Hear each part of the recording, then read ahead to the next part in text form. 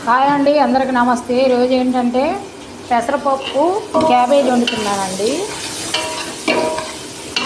ఉల్లిపాయలు క్యాబేజీ వేస్తున్నాను అన్నమాట. క్యాబేజీ ఏంటంటే ఎర్రగా ఆగాలి, ఉల్లిపాయలు ఎలా ఎగుతాయో అలా ఆగాలి, కానీ ఇలా ఉడకబెట్టకూడదు అనమాట, నూనెలోనే వేపాలి. క్యాబేజీ ఇలా వేపి ఇదంతా వేగిన తర్వాత మసాలాలు అన్నీ వేసి అల్లం పేస్ట్ అంతా ఇంకో పెసరపప్పు ఏంటంటే వేపాను, కొంచెము పచ్చివాసన ఉంటుందని వేపి ఉడకబెట్టాను, అంటే లైట్గా ఉడకబెట్టాను. ఈ మసాలా అంతా వేగిన తర్వాత దీంట్లో కలిపేయడమే.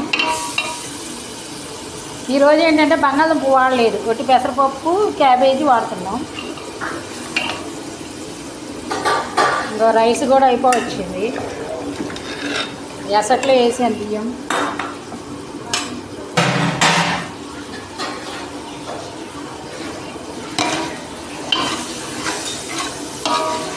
మామూలుగా మన ఇంట్లో వేసుకున్న తాలింపులో వేయాలి. దీంట్లో ఎండుమిర్చి, జీలకర్ర, కొంచెం ఆవాలు, పచ్చెనపప్పు అవంతా వేసాను.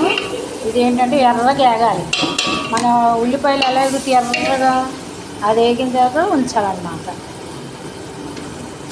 అప్పుడు దీంట్లో కొంచెం అల్లం పేస్టు, గరం మసాలా, ఉప్పు, కారం, పసుపు వేసి ఉడకబెట్టాలి. ఉడకబెట్టిన తర్వాత ఇంకా కొంచెం పప్పు ఇంకొంచెం ఉడకాలి, కుదర ఉడకబెట్టి పెట్టాను, ఇంకొంచెం ఉడకాలి.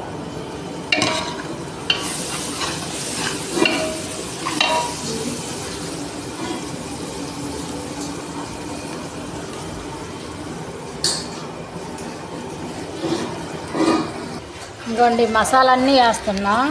ఇంకో ఇదొక మసాలా, అది కొంచెం చికెన్ మసాలా, గరం మసాలా, ఇక ధనియాల పొడి,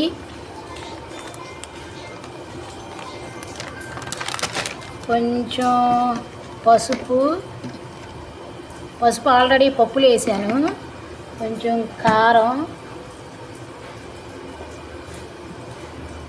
కొంచెం కస్తూరి మేతి, కొంచెం అల్లం పేస్టు,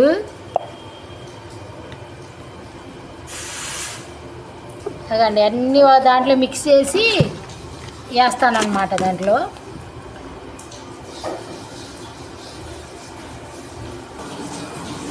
ఇంకోటి క్యాబేజీ వేగింది, మసాలా మొత్తం వేసాను కదండి కప్పులో, అది మొత్తం వేసాను అన్నమాట.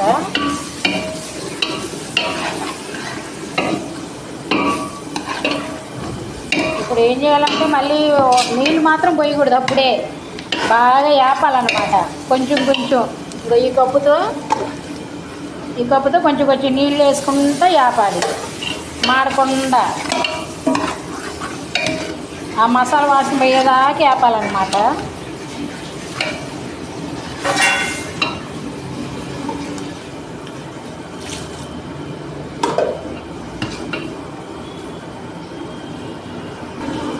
ఇంకోండి అయిపోయింది, వేగింది. ఇప్పుడు ఏంటంటే పెసరపప్పు వేస్తున్నా.